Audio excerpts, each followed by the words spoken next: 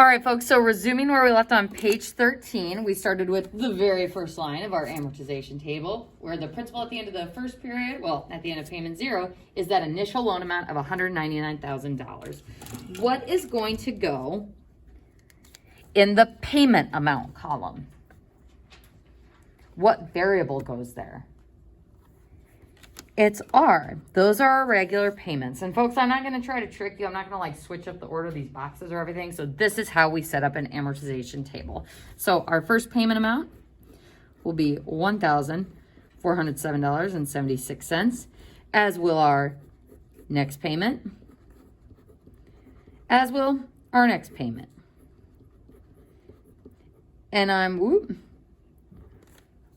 pretty sure that that's going to be still the $1,407.76, since we're only doing the first 3 payments of the loan. So since this loan is roughly $200,000, do I think I'll have it paid off in 3 payments? No. So I'm going to assume that that payment amount will be the same for those first 3 payments.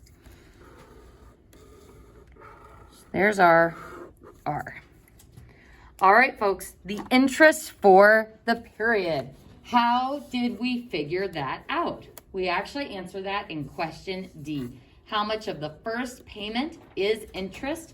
We took the P times R over M, which is the same as taking it times I, or you can think of it as PRT if that helps you, because then it would be P times our rate times our time, which is 1/12, since it is monthly payment. So you can think of it in either way. It's totally up to you. I personally like the R over M just because it's kind of in conjunction with the formula and how we've been using the rate in the M instead of PRT, which is more of a simple interest way of thinking about it, but it's totally up to you. So our first interest amount, we already calculated, and that is going to be the $1,162.49.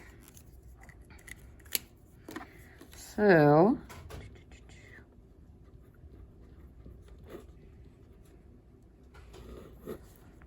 how much are we going to put towards the principal? We figured this out in question E.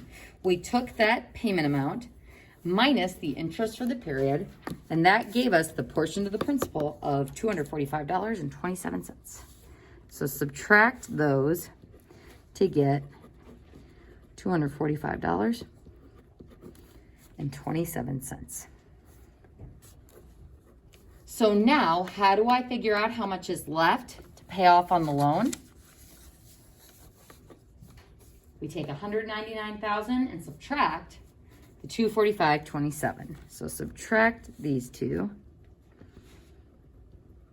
and that gives me $198,754.73.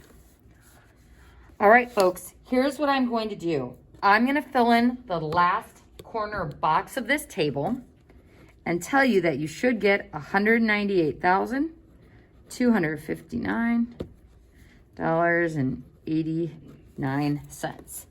So I'm going to give you the next few minutes to try to finish out this table, and you'll know if you've done it correctly because that should be your principal at the end of that period. Good luck.